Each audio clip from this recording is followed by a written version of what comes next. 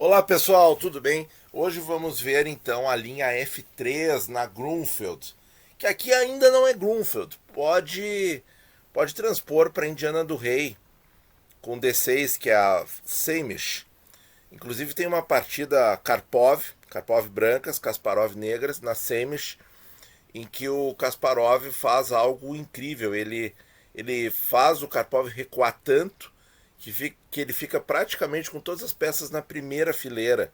E a atividade das negras é algo assim fantástico. Partida memorável. Eu vou gravar pro canal também. Mas aquilo é Indiana do Rei. Aqui é Grunfeld.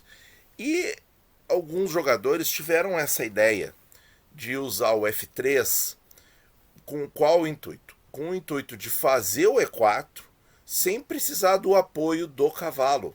Porque o apoio do cavalo ele é momentâneo, porque esse cavalo é trocado à medida que nós façamos o D5 e a sequência de trocas continua, certo? Então com o F3 não tem a troca de cavalos e o nosso cavalo vai ter que parar em B6, o que seria um retrocesso, digamos assim. O cavalo não estaria muito bem posicionado em B6 e as brancas teriam um centro forte. Mas eu vejo que isso aqui, e na verdade esse lance, não sou apenas eu, né? Muitos jogadores muito melhores do que eu, sabem que esse lance ele impede o desenvolvimento harmonioso do flanco rei das brancas. Isso é um problema na Samish também, né? Porque nas, nas duas aberturas as brancas vão acabar, na maioria das linhas, rocando grande e desenvolvendo as atividades pela ala da dama. Bom, vamos ver assim. Esse é o exemplo mais, uh, mais efetivo para as brancas, certo? É uma linha que assusta, é uma linha que é jogada por jogadores de todos os níveis, tem partida de grande mestre também, mas é uma linha que, se você jogando de negras, Grunfeld, se preparar bem, estudar bem algumas linhas, entender alguns ramos aí para onde as partidas podem ir, você vai ver que não tem com o que se assustar. E pelo contrário, em muitas linhas as negras conseguem grande vantagem. Então, pessoal, aqui o lance é D5. Nós vamos para definir que é Grunfeld. Nós não vamos ficar de brincadeirinha, certo? C por D5, cavalo D5, E4, aqui a sequência forçada, quase, né? E cavalo B6. Então as brancas conseguiram o que queriam. Elas têm o centro apoiado por F3 e não trocaram o cavalo. E o nosso cavalo ficou meio que jogado para a ala da dama. Cavalo C3, bispo G7, bispo E3. E aqui a gente já começa a ver que, apesar do nosso cavalo não estar muito bonito em B6, ele controla C4. Então não tem bispo C4 e também não tem bispo E2, porque para onde que vai esse cavalo? Então vejam que as peças começam a se bater porque o peão está em F3. Se bater é não ter lugar para ir. Roque, dama D2. As brancas seguidamente vão estar com essa ideia de jogar bispo H6 para trocar o nosso bispo forte. A gente não tem que se preocupar com isso. Cavalo C6, roque na ala da dama. E aqui é que vem um ponto, certo? Para as negras continuarem ativas e lutando nessa posição, praticamente é um único lance, certo? Que pode ser um lance assim que não é muito ao gosto da maioria dos jogadores, mas é o lance que dá combate, certo? Que continua com a jogada ativa. F5. Esse aí é o grande lance, certo? Então vai ter, eu coloquei assim algumas variantes para a gente olhar aqui, muito legais.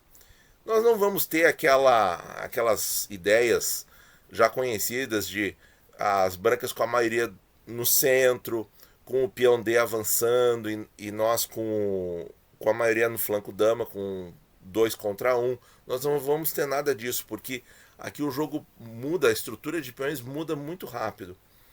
O melhor lance para as brancas é E por F5 e nós vamos recapturar de bispo. Só dando um vislumbre nessa posição, apesar do peão fraco, atrasado, isolado em E7, nós temos uma grande atividade de peças, pessoal. As peças negras estão muito ativas, muito bem posicionadas, e nós temos como também lutar contra o peão isolado deles em D4. Em primeiro lugar, que ele é facilmente bloqueável, e nós em seguida vamos conseguir avançar na ala da dama, certo? Então é uma posição realmente muito interessante. Nós vamos continuar aqui com uma linha. Antes disso, eu queria mostrar depois do F5 outras possibilidades que podem parecer muito assustadoras, como o H4, quando as brancas vão com tudo para cima, o all-in, certo? As brancas vão com tudo direto. Como é que nós jogamos aqui? Nós vamos tomar no centro, eles podem retomar o peão ou avançar H5, certo? Vamos ver se retomar o peão, a gente segue com cavalo por D4. Importante essa troca, pessoal. Por quê? Porque nós temos aqui uma série de simplificações no ponto D4 e esse bispo aqui está atacado. Notaram isso? Então isso aqui vai dar uma sequência importante. Olha só, bispo por D4, dama por D4, a gente quer trocar damas. Dama por D4, bispo por D4, torre por D4, torre F1 cheque, volta a torre, torre F2. E aqui, pessoal, pasmem, essa posição é vantagem decisiva para as negras. Uma simplificação, entre aspas, inocente, mas vejam que as peças negras estão muito mais ativas e as brancas não têm plano nessa posição. Em seguida, o nosso cavalo vai chegar em C4, a nossa torre é muito forte na sétima, esse bispo sai atacando muitas casas, e como as damas já estão trocadas, qualquer abertura de posição no flanco rei não nos assusta. Então, uma linha muito interessante, se, chegando lá, olha só, pessoal, recapitulando, jogamos F5, eles jogam H4, perdão, a gente vai trocar o peão do centro e eles vão simplesmente retrocar, a gente vai para essa simplificação no centro. E nós estamos com grande vantagem na posição. Bom, então o correto aqui para as brancas é não trocar, é seguir. Então foi para o H4, eles têm que ir para H5. E aqui, pessoal, nós não podemos se assustar. Não podemos se assustar e fazer os lances errados. Nós temos duas opções aqui, certo? A G por H5, que, pasmem, é a melhor. Muito interessante a gente, abrindo o flanco rei e deixando essa torre bastante forte, mas nós temos defesas muito rápidas, certo? Ou E5. Vamos dar uma olhadinha no E5, que parece mais tranquilo, mas é só uma ilusão, porque vai dar posições equilibradas. D5, cavalo D4, eles trocam, a gente recaptura. Vem F por E4. Podiam jogar bispo H6? Podiam. A gente vai defender. Esse tema aqui é muito importante, pessoal. Sempre lembrar, em algum momento, de defender a nossa segunda fileira, a sétima deles. Tá? Com a dama em E7 ou D7, a gente consegue isso de maneira muito tranquila e as brancas não têm mais ataque. Olha aí, ó, bispo G4, bispo E2, torre F2. Olha a atividade das negras, pessoal. Numa posição em que nós é que estamos expostos com o flanco rei, certo? Mas essa dama aqui não deixa os ataques acontecerem. Já os bispos de casa escura já foram trocados. Olha isso, pessoal. E aqui, olha também a força desse cavalo em D4. Então aqui, gente, quando as brancas vão para essa troca, eles já estão aceitando empate, porque aqui a gente tem um perpétuo, porque rei versus torre não pode, porque perde dama, cavalo C4, cheque. Viram o tático? Rei por torre, olha ali, que duplex lindo e maravilhoso. Então, ficou aqui a partida empatada, certo? Fica o perpétuo. Nós de negras também não temos como progredir muito, porque se a gente faz outro lance, eles podem capturar o nosso cavalo e desmontar aqui a nossa, a nossa fortaleza e a gente também não tem como sair rápido com a dama. E a gente nem quer sair com a dama daqui porque ele entra em H6, né? Então tá. Então essa linha aqui, pessoal, é, é a linha em que ele joga o H5 e a gente contra-ataca no centro, tá? Linha forçada de empate. Pode ser interessante se a gente tá jogando aí numa situação de torneio em que o adversário das brancas é muito mais forte, ou o empate convém para os nossos interesses no torneio e tal, para, enfim, melhorar o emparceramento, alguma coisa assim. Certo? Então é de ocasião, em situações especiais, que a gente vai usar essa linha. Nas outras vezes, o H5 a gente vai responder com a troca mesmo. A gente vai trocar. E aí torre por H5 não faz nada. Eles avançam no centro. Esse é o lance correto. A gente joga cavalo E5, vem bispo H6. E olha só, as brancas estão aparentemente sendo bem sucedidas no plano de abrir o nosso flanco. Cavalo para C4, um lance fundamental em muitas posições. Dama para G5, olha aí, ameaçando o mate. Torre F7, defende o mate. Bispo por C4, cavalo C4. Torre D4, ameaçando o nosso cavalo. Aqui a gente não mexe nesse cavalo, a gente ameaça o bispo deles. Dama D6. Vem bispo por G7. Torre G7, ameaçou a dama. Ele sai por H5. E aí o nosso cavalo está caindo. Nós jogamos dama F4, cheque. Rei B1, bispo F5, exclama na posição. Defende H7. Já ameaça um descoberto. E depois está entrando o cavalo. Peão está avançando. Essa torre chega rápido para ajudar no ataque. Pessoal, vantagem decisiva negras. Acredite se quiser. Vantagem decisiva negras. Embora o ataque das brancas pareça muito mais vistoso, ele está sempre atrasado um lance que a gente consegue defender. Linha um pouco extensa. Aliás, todas as linhas aqui são bastante extensas, bastante profundas. Tem que dar uma boa estudada, pessoal.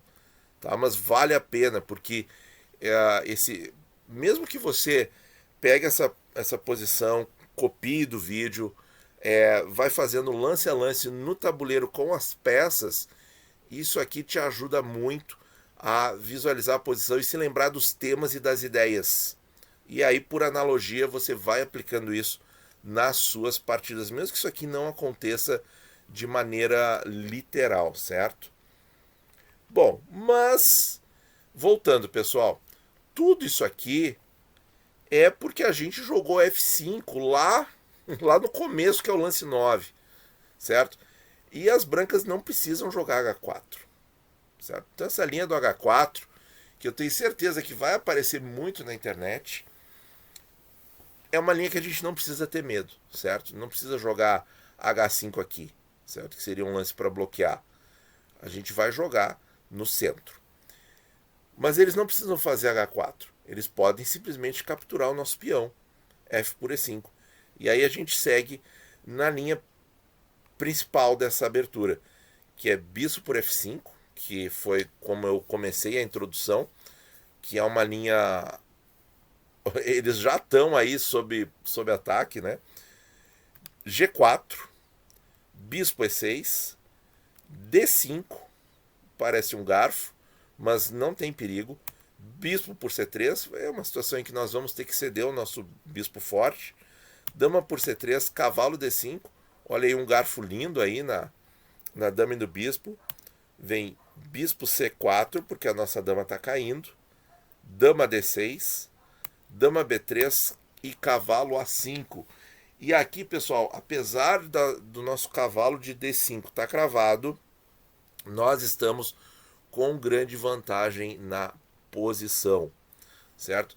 A gente está com o rei deles exposto, o desenvolvimento deles está todo errado, e daqui a pouco eles vão até eles vão perder o par de bispo e até talvez perder peça com essa posição. O computador dá aqui como melhor lance dama B5, mas é uma linha que precisa ser mais explorada.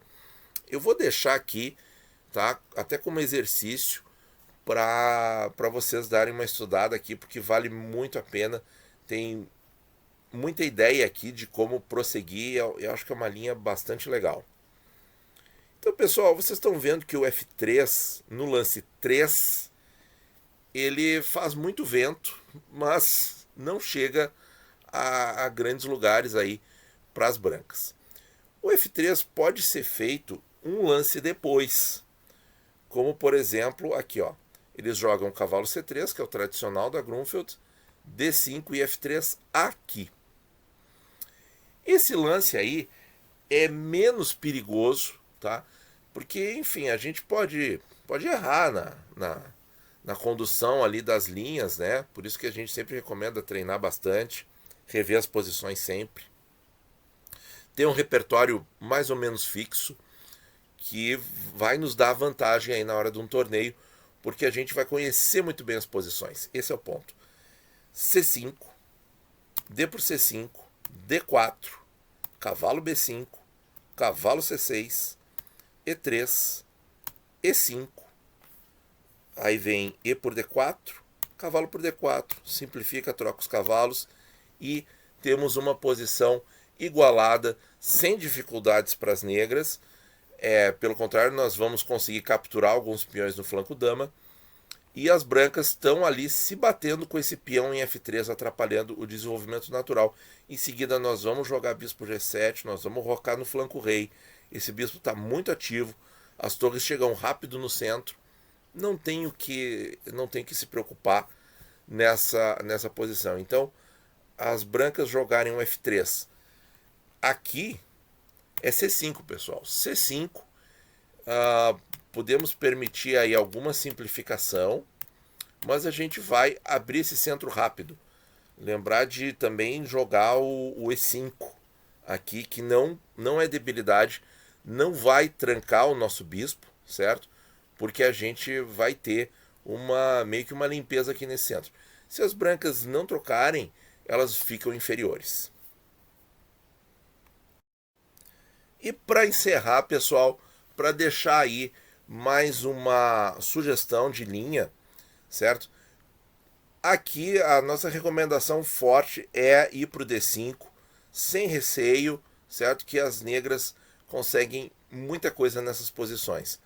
Mas se quiser uma alternativa, é o C5, em que a gente vai para posições tipo Benoni, mas que as brancas meio que ficam se batendo no desenvolvimento também. Então aqui, por exemplo, eles podem jogar D5. A troca de peões não traz vantagem para as brancas, então as brancas vão tentar montar um centro forte, só que a posição vai ficar um tanto restrita. Bispo G7, E4, D6, muito importante não deixar acontecer o avanço E5, tirando o nosso cavalo, né, deixando o nosso cavalo quase sem casa. Cavalo E2, E6, cavalo de B para C3, E por D5, C por D5. Ideias da Benoni, a gente vai rocar pequeno, usar a coluna E, cavalo de B D7, vai cuidar muito do ponto E5, esse ponto tem que ser constantemente vigiado. Cavalo G3, roque, bispo E3 e torre E8, com igualdade teórica, pessoal. É outro tipo de partida, é outro tipo de posição, mas para você ampliar aí as suas ideias, conhecer outros temas no xadrez, começando com a Grunfeld, você pode até cair numa posição indo Benoni, bem interessante, mas aqui os planos das brancas não estão indo muito de acordo. Tanto que o normal nesse tipo de posição na indo Benoni é esse peão estar em F4, e as negras estarem tendo que lidar com o E5 com muita força. E nós simplesmente não temos essa ameaça devido a esse tempo aí que nós temos no bolso pelas brancas terem jogado o F3. Então, quem gosta de indo Benoni e ver um F3 assim, Claro, quem gosta de Indo Benoni vai jogar o C5 até antes, certo? Mas de repente é uma ordem de lances. Você sabe que o cara joga anti-Grunfeld, certo? O F3, você pode ir para sua Indo Benoni com toda tranquilidade, obtendo aí uma posição igual em 10 lances. Isso aqui é uma das possibilidades. Tem muitas outras aí. Tenho certeza que o pessoal da Indo Benoni que gosta dessas linhas sabe que dá para jogar muita coisa aqui. Então, pessoal, 20 minutos, é um vídeo bastante denso, com muito conteúdo. Tem que olhar com muita calma essas linhas, tem que olhar um dia, olhar outro. A gente vai pegando as nuances aí com o tempo, principalmente porque esse canal é voltado assim para um jogador mais amador, aí abaixo de 2000, mas são ideias que fazem o nosso xadrez ir para frente. A gente começa a ter um entendimento da posição e da progressão da partida, e isso faz muito bem para o nosso jogo. Certo, pessoal? Muito obrigado por ouvir e bons jogos a todos.